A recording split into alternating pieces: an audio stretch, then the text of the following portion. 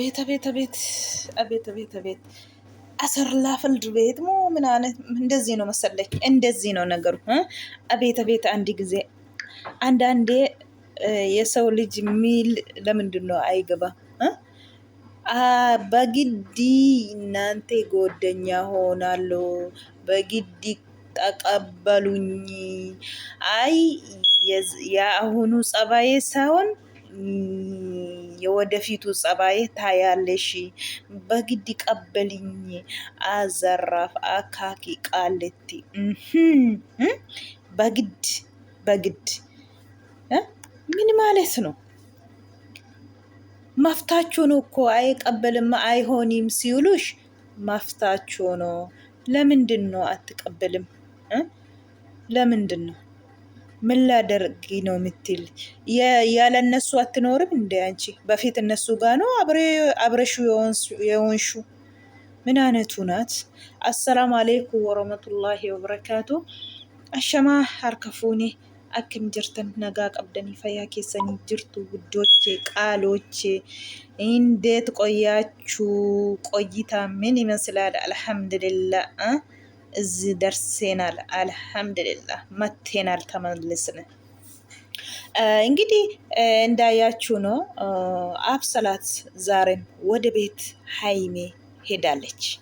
ሄዳ ደግሞ በግዲ እናንተ ጋር ሆናለሁ በግዲ ተቀበልኝ፣ በጎደኛ እንቀጥላለን፣ ይቅር በይ አለች። ሀይሜ ደግሞ እሺ አለችና ይቅር አለች። ሀይሜ ይቅርታን ስትቀበል ራሱ ይቅርታ ብቻ ሳይሆን እኔ በቃ ስሜቴን ሁሉም ትቼ እናንተ ጎደኛ እናንተ ቤተሰብ ሆናለሁ አለች። ድሮ እንደዚህ ካሰብሲ እንደዚህ አሰብሽ አይደለም? ለምንድነው ቶሎ ብለሽ እንደ ጎደኛ ቀርበሽ ወደ አሁኑ ጸባይሽን ቀየርሽና ወደ ፍቅር እንዴት ሄደሽ? በፊት ለምንድነው ስሜትሽ አልተቆጣጠርም?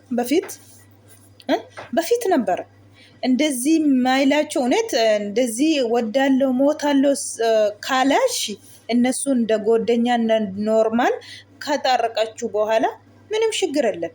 አሁን ሁሉም ነገር እንዳረሹ በኋላ እንደ ጎደኛ እንቀረብ ተይ ያለች እና ያለመነች ነው። ምን አይነቱ ነው? ግዲቲን እንዝራ ግዲቲን አራን ሼም ነው ምን ይሼ ነው እናቱ ምን ይሆንሽ ነው? አከምታ ጊዜ ተኩሉ ጋር ረቢ ኦቶን በርባዲን ነመ ኮፈሺሰ ነምኒ ኦቶት ያዲን ኦቶን በርባዲን ኮልፎ ኦቶን በርባዲን ነመ ኮፈሺሱ ጋር ረቢ ማሊፍ ሆጀተን አብሰላት ሀራ መና ሀይሜ ደምተ ጅርቲ ሀንዴምቴ ፊ ኢፈታ መጋፈቹፍ ካሜራሼ ደቀንቴ ደምቴ ጀቹ ደምቴ ኢፈታ መና ጀዴ ነምኒ ኦል ጀዴ ሌ ባሌሰረ ጀደም ቴሴ gama nootti utaalti, gama geessi, gama fuutii, as fuutii. Haimeen ol samaayii jettu isheen kun immoo lafa jettii jechuudha. አቤት ደፋርነት እውነቴ ነው የምላችሁ። ደፋሪ ነምነም ቶኮ ጋረቢ አከም ደፋሪ አሲን ፊዴ ብስሚላህ ሙጫ dadhabsiiste dhugaa rabbi maal jechuudha. Mirgan qabu namni lakki jechuuf mirga qabaa baraa. hin barbaadu yoo jedhe mirgan qabdu. Haimeen mirga qabdi.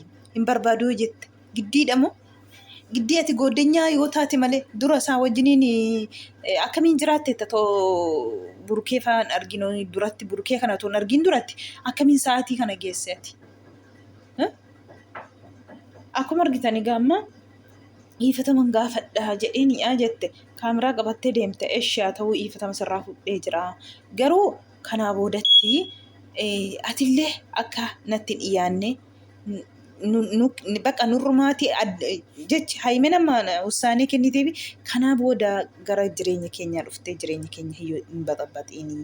Ani dhiifatamsii godheera huma rakkina hin qabu kabalamee kubsadhee mana kimii galee waan baay'ee ta'ee dhiiseera saayitii sanatti hafee wanti hundinuu. Amma immoo sababa ati eengadda dhufteetiin mana qophaa kootti burkeen nagashee na qullofee ani sababa kanaatiinis mana galee mana hidhaatti galuu hin barbaadu sababa keetiinis. Ani kanaa boodas immoo burukee wajjiniin walitti aarree burukee wajjiniin wal qayyamsiisuu hin barbaadu. Dhiifatama sii godhee jira. Kanaa boodatti dhuftee nu jeeqin adaraa jettee kadhatte jechuudha. Taraa isheenillee jechuudha. Burukeen illee akkasuma kaleessa jechuudha. Taraasaa kan inni kadhatee jechuudha. Taraasaa kaleessa kadhataa oolee jechuudha burukeen.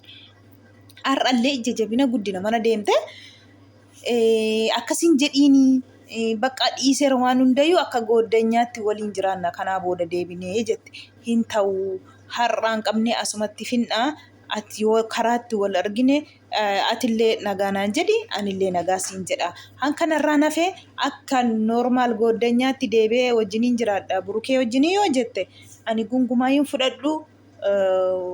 Kana olitti immoo ani burukeen waan biraa keessa gallaa kan isheen jette jechuudha.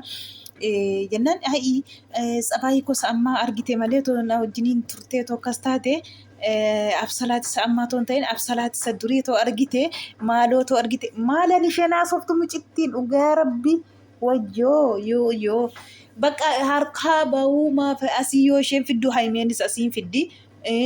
Osheen asiin fiddu haimeenis asiin fiddi mucaanuma laaffiste jechuudha. Mucittiin cimtuu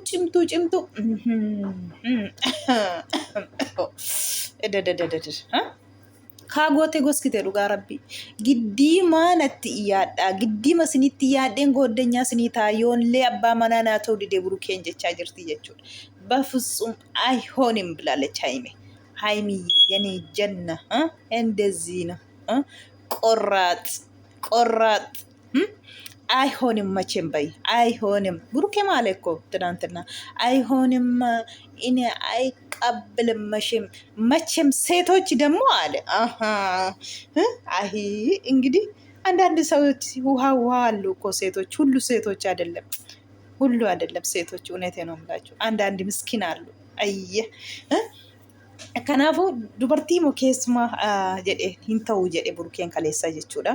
Haimeenis kana otumaan kanaa booda gooddanyaatti jettee burukee biratti si argee wajjin qaxxaltaniyyuu kanaa olitti waan hin taaneef iyyuu alata malee gungumaa hin barbaadu. Ana biras hin gahin burukee biras hin kayinii jettee burukeetiin daawwalee akkas jedha. Burukeetiin haasaa jenna haasoftee fixxeetta waan sin barbaachisu kanaa booda. Kan maal barbaaddaa kan isheen jette jechuudha. Yoo haimeen asiin tokko dubbattu achi fiddii as jettii achi jettii akkuma mukaa wantini as dabsitii achi dabsitii as dabsitii akkasitti mucaa kaagoote jechuudha. Haasaa naasofti miti. Yaa salaam. Absalaat hin barbaadnu gooddanyaa siin jedhanii qaxxi jedhiitii taa'i. Otoollees sirraan qabame burukee. Sirraan jaalladhe otoon jennete dhuguma akkuma gooddanyaa duratti iyaattee zallaxxellee homaa miti haimeenis si taqabbaltii buraanis si taqabbalaa jechuudha akka gooddanyaatti.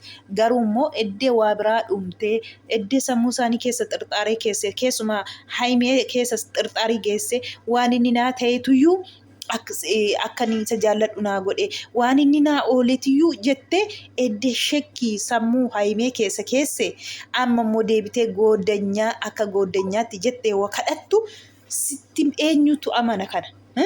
Burukeen eekko utuma asfootti na dhaattee siin jedhe kaleessa maalitti naasofta deebitee immoo burukeetiin maa inni itti naasoftu. Haasoftee fixxeetta sigaa jette haimeen isas deebisii kennite yoo isheen asiin deebisii kennitu gama sanatti utaaltaa jechuudha. Yoo isheen immoo ammas ati haa deebite gad utaalta lafattii jechuudha. Maa inni akkasii giddii miti giddiitiin isaa wajjiniin maal isaan dura akkamiin jiraatteeti otoo isaan hin bariin dura eddee bartee immoo gooddanyaa taate akka wajjiniin iyyaattuuf ufii keeti waan hin taane hojjette. Haimee jetta gizee hunda maa inni haimeetu sin jaallanne maaloo jette gizee yaazuunyi liqaqunyi jettee rabshaarra umtee kabaltee iskitee kaate isarrayyuu darbitee isheen dhiifatama si goote si wajjiniin teessee waan si keessatti uumame akkati irraanfattee jidduu isaanii baatu si goote nama sammuu qabu laale sammuu qabaachuun akka haimee kana ilaaline ati garuu torbee tokko keessatti waa biraa keessa galtee sammuu kee xiqqoodhaayiti isa akka gooddanyaatti waliin turtan dhiiste waa biraa keessa galtee yoonni jaarsa konaan taane yoonni abbaa manaa konaan taane qabaa nagadhiisaa nama jedhedha mati. Gooddanyinnitii dhiiste gooddanyaa kanatti tootti iyyaatti argattee moo dhabdeetti dhugaa rabbi. Kanaafiyyuu amma immoo amannee ofitti siin bunnuu siin jedhanii jiru wanta ta'eef jireenya jaraa keessaa bahii jara lamaan hin cannaqiini. Jireenya kee jiraadhu akkuma dur jiraattutti jechuudha. Fixatteetta burkeerra kaleessa fixatte haimeerraa immoo har'a fixattee jechuudha. Sigaa kanaa booda jiraadhu akkuma dur jiraattutti ijoollee jireenya isaanii keessaa bahiiti akka jireenya isaanii hin jedhe. Sababa keetiin mana qulfiitti gashee akka mana qulfii irratti nagashitaa walloleen buraanillee murtoon taane keessa gallee akkan qala mazgaajjaannee farramnee akka abbaa manummaa haadhummaa manaatti jiraanna kan nama jedhedha sababa keetiin kan ka'e jechuudha. Kanaafuu jidduu jaraatii bahi maal jechuudha hin jedhiyaan. Maa inni kun muka gogaa jedhanii giggimettee maaftee bara humnaatiin takka maalii jetti nan irraanfachuus danda'a jetti isa gizeetiin narraa deema jetti nama akkas jedhutu gooddanyaatti amanamee eenyuun amanee ofitti si butu dhugaa rabbi eenyuun waa biraa keessa galla booda hin barbaadu siin jette si cufte buraan illee akkas jedhe fixatteetta jara lamaan jidduu deemiiti qaxa'iiti jireenya kee jiraadhu silaa otoo yaaddee turaatte dhugaa gooddanyiitti yoo ta'e akkasin turtu atu akkas miti turte situ harkaatiin balleessee jechuudha waan kana.